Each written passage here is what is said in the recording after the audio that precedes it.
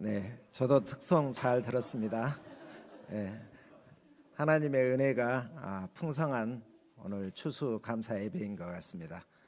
네, 무엇보다 오늘 불가리아의 정요한 선교사님과 군에 가서 이렇게 건강한 모습으로 휴가 나온 정찬 형제와 함께 추수 감사 예배를 드리게 하심을 하나님께 감사 찬송드립니다.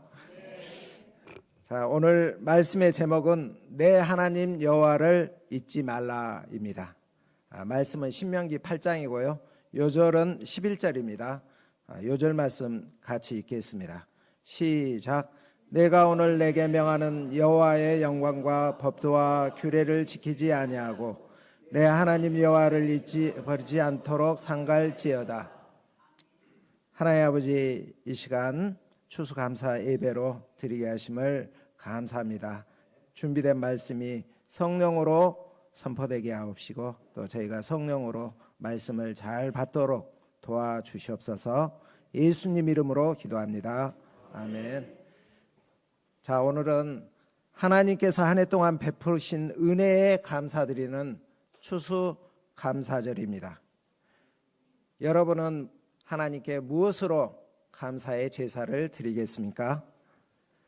인간은 감사보다는 망각하기에 익숙합니다.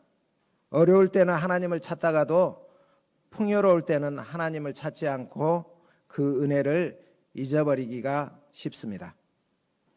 오늘 신명기 8장이 그 문제를 다루고 있습니다.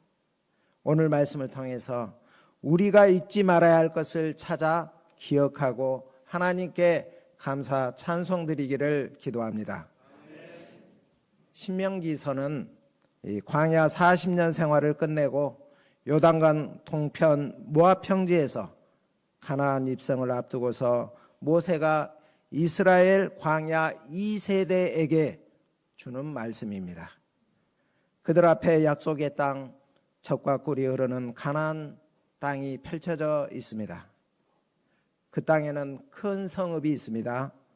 포도나무에 큼지막한 열매들이 주렁주렁 달려 있습니다.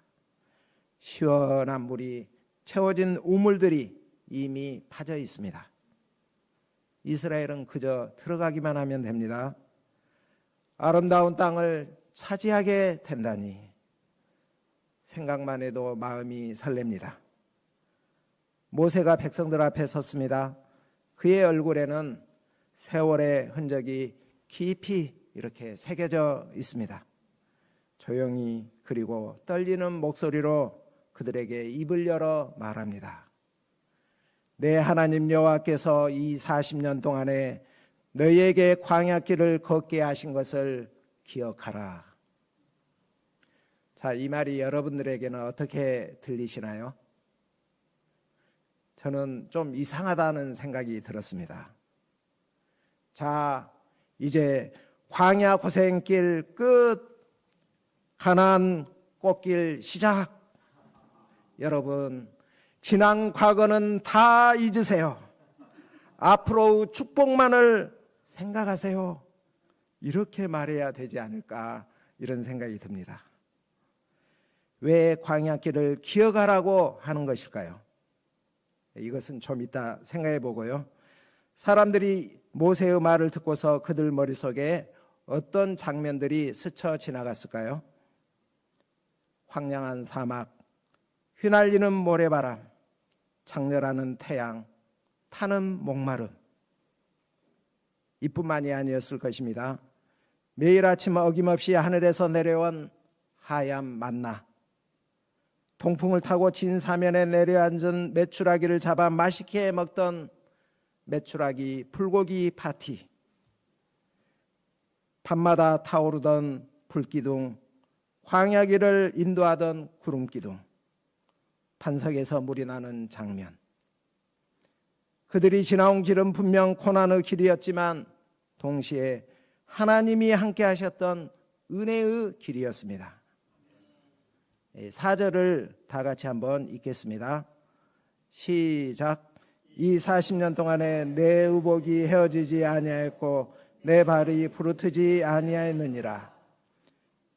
광야 한복판에서 하나님은 그들을 먹이시고 입히셨습니다.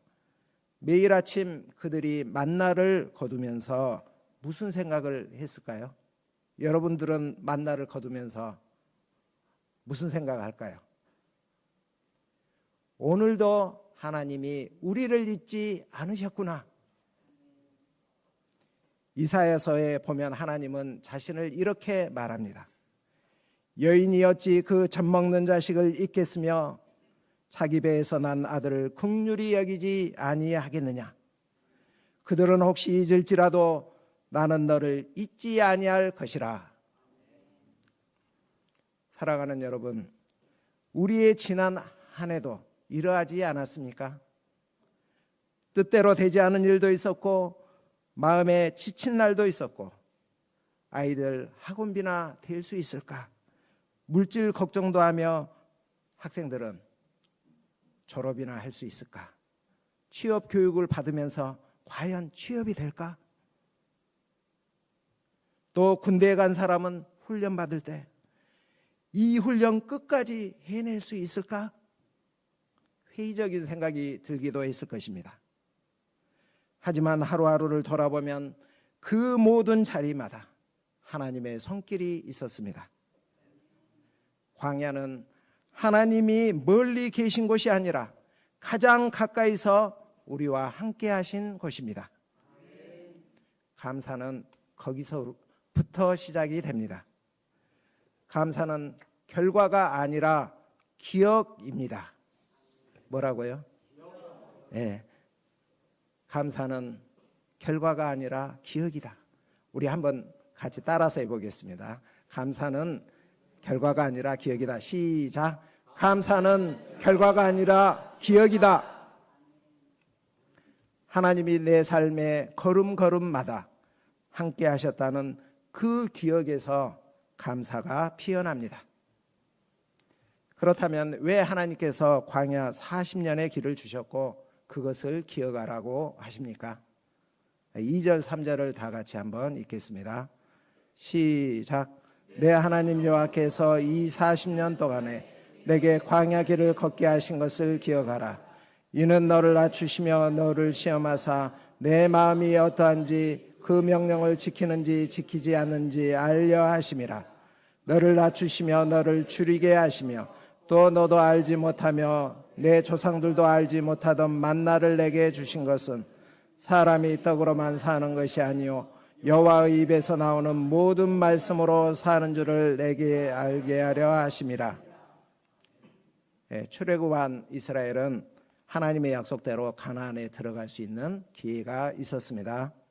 그런데 가나안 땅을 정탐하고 돌아온 10명의 정탐꾼들이 우리는 그들을 절대 이길 수 없어, 이렇게 부정적 보고를 하였습니다. 이때 백성들이 어떻게 반응했습니까? 하나님보다 현실을 더 크게 보았습니다.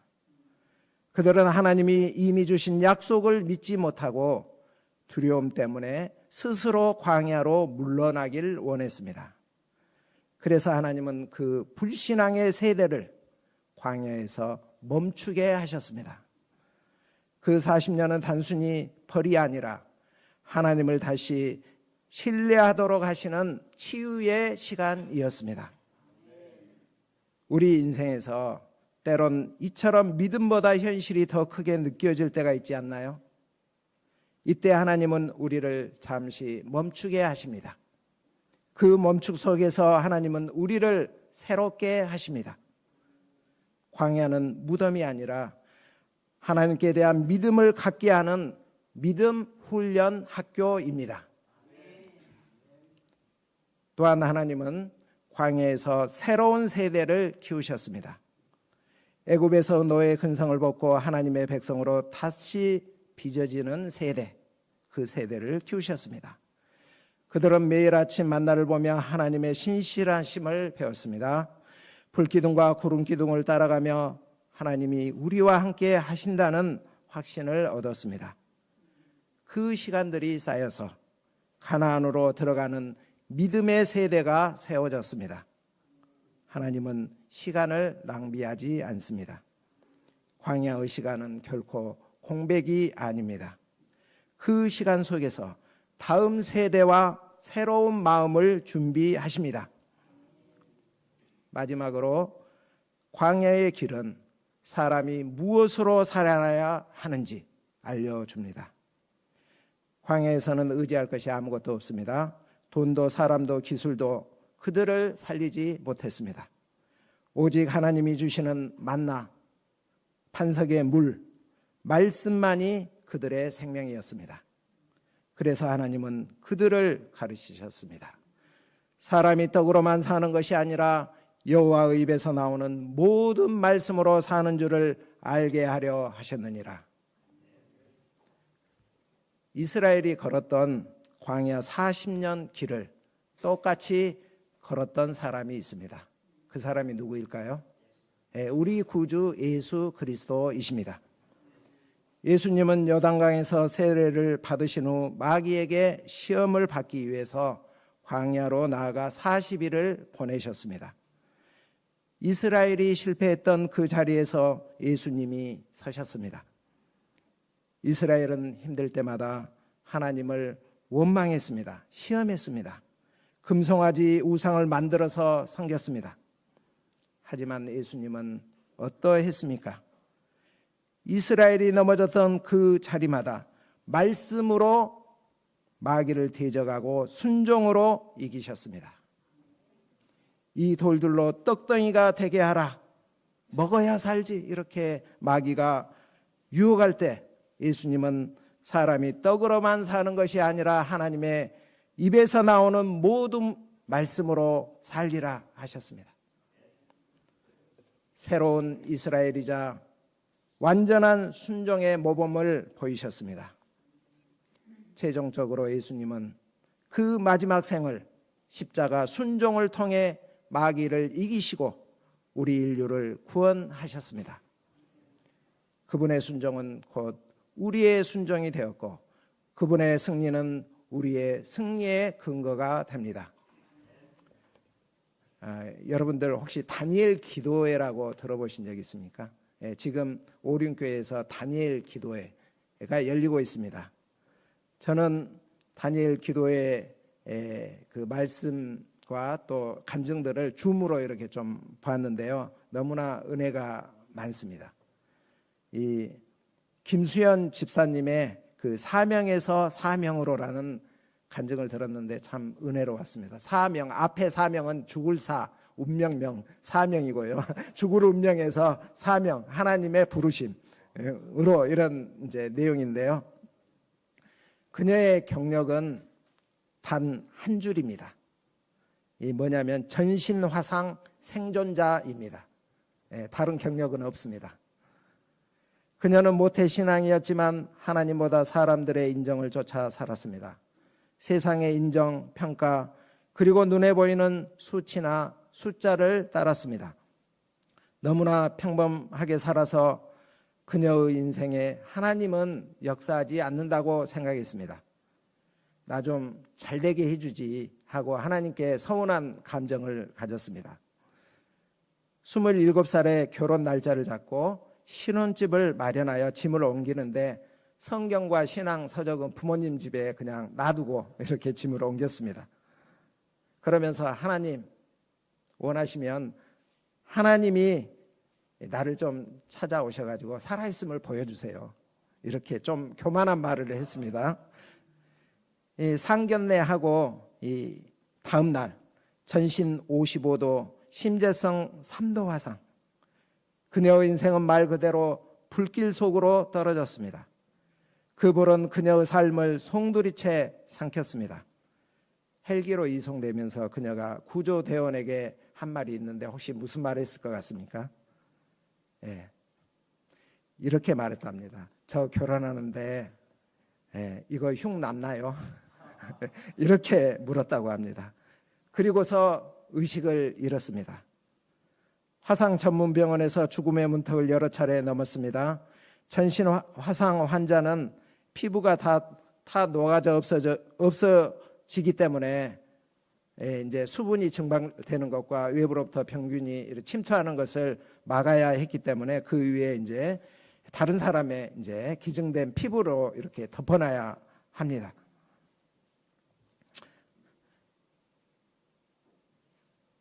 그녀는 이 의사들이 처음 병원에 갔을 때 이제 화상 정도를 체크해야 되기 때문에 아무런 치료도 해주지 않고 이렇게 그냥 수액과 또 항생제 이렇게 맞는 것만 이렇게 놔두고 그냥 침대에 팔 묶어놓고 이렇게 내버려 뒀다고 합니다.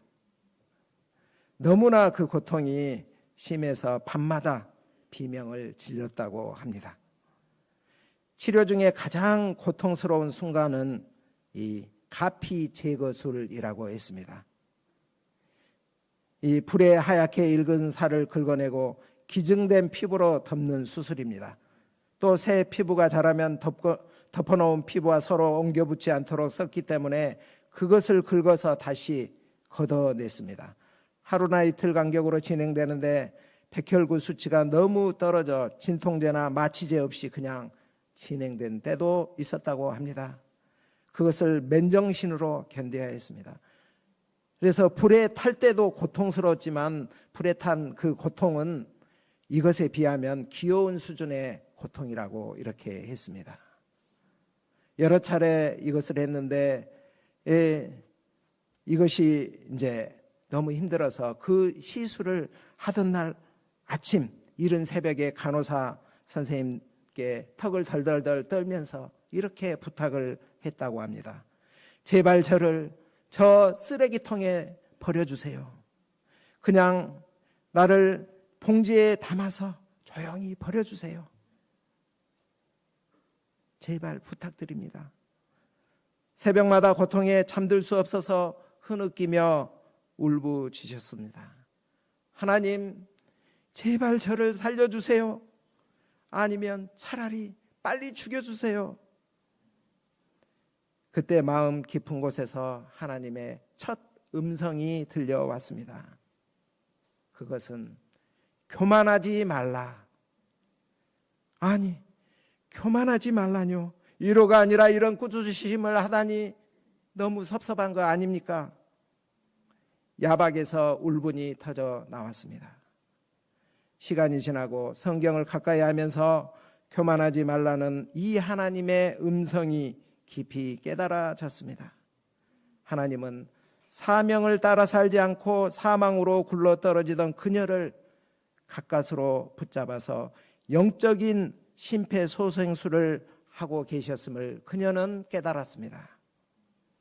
이때 하나님의 사랑을 깨닫고 그녀는 펑펑 울면서 자신이 주인 되고자 했음을 회개하고 생각나는 모든 죄를 회개하였습니다. 이때 하나님은 그녀에게 이런 말씀을 하셨습니다.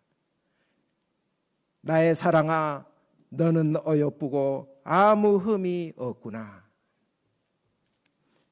10년 동안 끝없는 피부 이식, 재건 수술, 그리고 기피 제거술, 가피 제거술, 다시 재활, 그리고 찾아온 퇴인 기피증. 계속되는 고난 속에서 그녀는 더 뜨겁게, 더 간절히 하나님을 찾고 기도했습니다. 현재 그녀는 만성 통증 장애를 가지고 살아가고 있습니다. 바람만 불어도 살이 찢어지는 것 같고 온몸에 유리가 박힌 것 같은 통증이 있습니다. 이런 그녀에게 하나님은 선물을 주셨습니다. 아이를 갖게 하신 것입니다. 그런데 신축성 없는 피부가 문제였습니다. 아이가 뱃속에서 커지면서 배가 불러와야 하는데 신축성 없는 피부 때문에 장기가 이렇게 늘리게 되었습니다. 이 모든 고통을 감내하고서 드디어 아이를 낳았습니다. 엄마가 되어 아이를 키우는 사명을 감당하고 있습니다.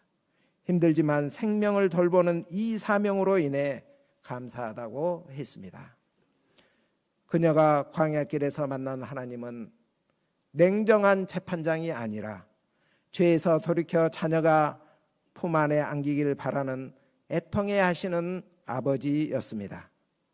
모든 것을 합력하여 선을 이루시는 분이셨습니다.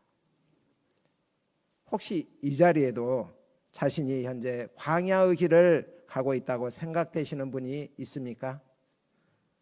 여러분이 가는 길은 결코 패배의 시간이 아닙니다. 말씀을 따라 살도록 시험하시는 하나님의 선한 손길입니다. 예수님의 승리 안에서 안전한 길입니다. 내가 사망의 음침한 골짜기로 다닐지라도 해를 두려워하지 않을 것은 주께서 나와 함께 하심이라. 주의 지팡이와 막대기가 나를 안위하시나이다. 예수님께서 친히 시험을 받아 고난을 당하셨기 때문에 시험받는 우리를 능히 도우십니다. 이 주님을 붙들길 바랍니다. 자, 이제 모세는 다른 어조로 말합니다. 그의 목소리에는 경고의 울림이 있습니다. 12절부터 14절 염려하노라. 여기까지 한번 다 같이 읽겠습니다. 시작.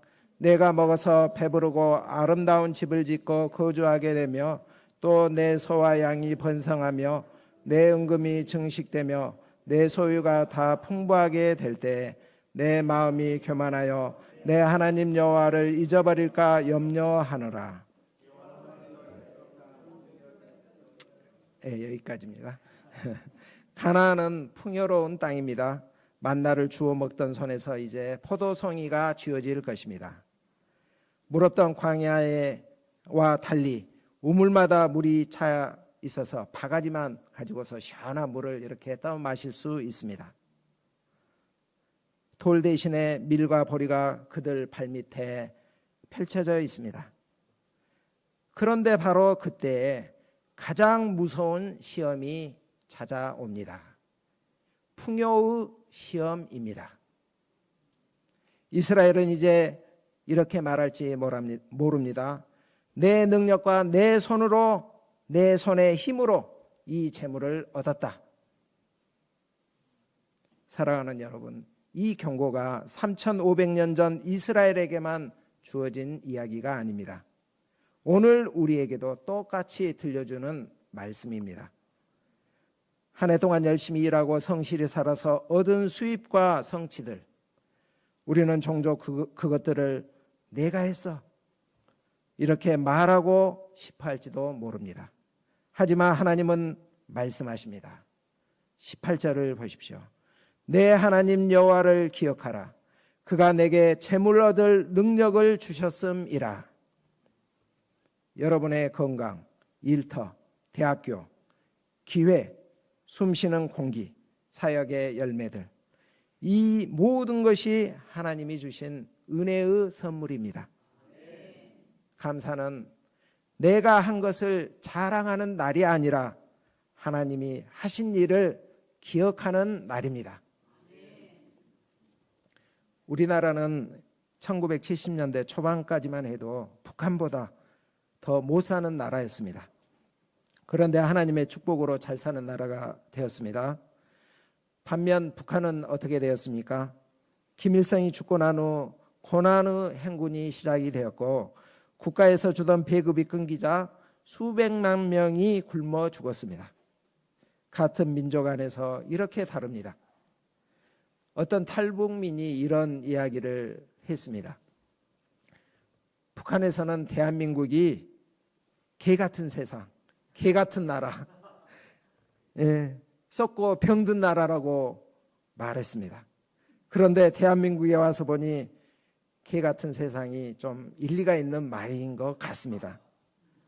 개가 유모차를 타고 다니고 주말이 되면 개가 가족들과 함께 승용차를 타고 여행 다니고 개 병원, 개 백화점, 개 호텔까지 있습니다. 대한민국 개들이 북한 주민들보다 더 행복하다는 것을 보았습니다. 이 모든 것은 대한민국 사람들이 하나님을 믿고 주님을 믿고 기도해서 이 나라가 이렇게 발전하고 번영하고 잘 살게 되지 않았나 이렇게 생각합니다. 이렇게 탈북민이 간증을 하더라고요. 이 탈북민이 말한 것처럼 대한민국은 하나님께서 축복해 주셔서 현재 물질적으로 풍요한 나라, 선진국이 되었습니다. 또한 세계 선교를 감당하는 기독교 강국이 되었습니다. 현재 우리가 누리고 있는 이 모든 것이 하나님께서 은혜로 주신 축복 아니겠습니까? UBF의 그 창시자이신 이사무엘 선교사님이 UBF가 많이 성장 발전했을 때 주일 강고 시간에 이런 말씀을 하셨습니다. UBF 초창기에는 우리 부부가 이 사과 하나를 둘로 쪼개서 이렇게 나누어 먹었습니다. 그런데 세월이 흘러 풍요로워졌습니다. UBF도 많이 성장했습니다. 저는 지금 하나님께서 주신 축복 속에서 빠져나오기 위해서 헤엄치고 투쟁하고 있습니다. 헤엄치며 투쟁하고 있다고 하였습니다. 목자들은 이 말이 무슨 말인고 이게 이해가 안 돼가지고 의아해했습니다. 나중에 알았습니다. 이사무엘 선교사님이 하나님의 축복 속에서 교만해지지 않고자 얼마나 투쟁했는가 그것을 알았습니다. 그렇습니다. 내가 무슨 일을 이루었다 생각할 때 교만이 우리를 삼키지 않도록 주의해야 합니다. 현재 우리가 누리고 있는 이 모든 것은 하나님께서 주신 것입니다. 능력도 주셨고 기회도 주셨고 감당할 체력도 주셨고 사람도 보내주셨고 운도 따르게 하셨습니다. 그러므로 우리는 나를 자랑할 것이 아니라 하나님의 은혜를 기억하며 감사하며 주님을 찬송해야 하겠습니다. 자, 그렇다면 감사는 무엇으로 나타나야 합니까? 1절을 한번 같이 읽겠습니다. 1절 시작. 내가 오늘 명하는 모든 명령을 너희는 지켜야 행하라. 그리하면 너희가 살고 번성하고 여호와께서 너희의 조상들에게 맹세하신 땅에 들어가서 그것을 차지하리라. 6절을 또 읽겠습니다. 6절 시작. 내 하나님 여호와의 명령을 지켜 그의 길을 따라가며 그를 경외할 것이다.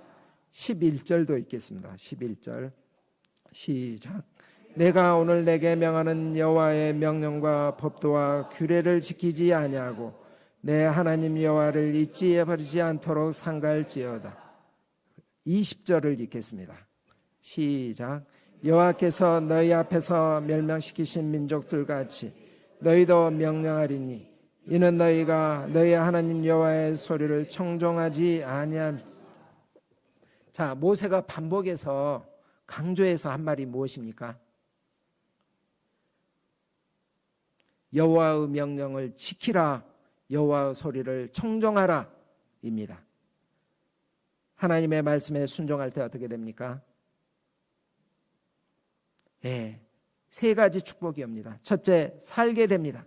둘째, 번성하게 됩니다. 셋째, 기업을 차지하게 됩니다. 3중 축복이라고 할 수 있습니다. 반면 하나님의 말씀을 듣지 않으면 어떻게 됩니까? 멸망하게 됩니다. 감사는 단지 말로만 감사합니다 로 끝나지 않습니다. 감사는 삶의 방향을 바꾸는 것입니다. 하나님을 기억하며 그분의 말씀에 순종하며 그분의 뜻을 따라 살아가는 것이 진짜 감사입니다. 19절을 다 같이 읽겠습니다. 시작. 내가 만일 내 하나님 여호와를 잊어버리고 다른 신들을 따라 그들을 섬기며 그들에게 절하면 내가 너희에게 증거하노니 너희가 반드시 멸망할 것이라. 하나님을 잊어버리는 것은 단순히 그분의 이름을 잊는 것이 아닙니다. 그분이 있어야 할 자리에서 그분을 밀어내는 것입니다. 감사를 잊는 순간 신앙은 생기를 잃습니다. 본문은 하나님을 잊어버리는 것과 하나님의 말씀을 듣지 않는 결과를 동일하게 멸망이다 이렇게 말합니다. 하나님은 우리를 사랑하시고 생명 주시고 풍성한 삶을 누리길 원하십니다. 결코 멸망되길 원하지 않습니다. 그래서 끊임없이 말합니다. 기억하라. 기억은 신앙의 뿌리이며 감사는 그 뿌리에서 자라는 열매입니다. 사랑하는 여러분, 오늘 우리가 이 자리에서 예배를 드리는 것 자체가 감사 아닙니까? 오늘의 숨, 오늘의 삶, 오늘의 가족, 그리고 사랑하는 교회의 식구들, 이 모두가 하나님이 주신 선물입니다. 올 한 해 우리가 아무리 힘들었어도 우리가 여전히 하나님을 붙들고 있다면, 아니 하나님이 우리를 붙들고 계심을 기억한다면 감사할 수밖에 없습니다. 오늘 이 추수 감사절에 우리 모두 이런 고백을 하면 좋겠습니다. 하나님, 저는 잊지 않겠습니다. 광야에서도 나와 함께 하신 하나님, 풍요 속에서도 여전히 나에게 생명을 주시는 하나님, 이 하나님을 결코 잊지 않겠습니다.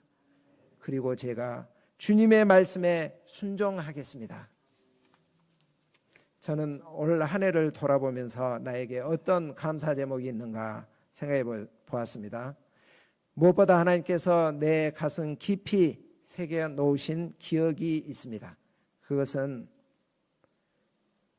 올해뿐만 아니라 지난 8년간 스텝 목자로서 이 직분을 감당하면서 그 길이 때론 광야 길이기도 하고 때론 가난에 있기도 했지만 그 모든 상황 가운데서 하나님께서 항상 나와 함께 하셨다는 것입니다. 이것이 저의 첫 번째 기도 제목입니다. 감사 제목입니다. 그리고 우리 2부 동역자들이 함께해 주셨음을 감사합니다. 자, 말씀을 마무리하겠습니다. 기억은 그 사람의 삶에 지대한 영향을 미친다고 합니다. 그래서 기억은 그 사람의 인생이다, 그 사람의 정체성이다, 이렇게까지 말합니다. 한경진 목사님이 우리가 잘 알다시피 말년에 치매에 걸리셨습니다. 그래서 모든 기억이 다 없어지고 모든 것을 다 잊어버렸습니다. 오랜 기간 동안에 통역했던 그 장로님이 목사님, 저 알아보시겠죠? 그러니까 한경진 목사님이 보면서 당신 누구요? 이렇게 했습니다. 그런 가운데서도 한경진 목사님은 이 두 가지 잊지 않고 기억했던 것이 있다고 합니다. 그것은 첫 번째, 나는 죄인입니다. 둘째, 나는 예수님을 믿습니다. 이것을 반복해서 계속 말년에 말씀하셨다고 합니다. 여러분은 어떻습니까? 모든 것을 다 잊어버리더라도 이것만은 잊지 않고자 하는 것이 있습니까? 범위를 좁혀서 올 한 해를 돌아보면서 꼭 기억으로 남기고 싶은 어떤 내용이 있을까요? 그 내용이 무엇입니까? 그것을 소감으로 써서 서로 나누고 하나님께 감사 찬송 드리기를 바랍니다. 기도하겠습니다. 하나님 아버지, 감사합니다. 올 한 해도 부족하고 연약한 우리와 함께 하시고 우리의 모든 필요를 공급하시고 우리를 인도하사 때론 광야에 두기도 하고 가나안 땅에 두기도 하셔서 우리로 하나님의 말씀을 따라 살도록 훈련하심을 감사합니다. 우리가 이 하나님의 은혜를 간직하고 감사 찬송할 수 있기를 기도합니다. 예수님 이름으로 기도합니다. 아멘.